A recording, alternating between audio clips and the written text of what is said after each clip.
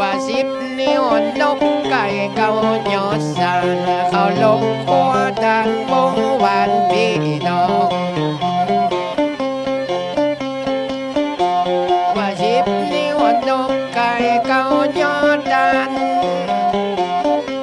เขาลบยอหวานยอสานใส่เก่า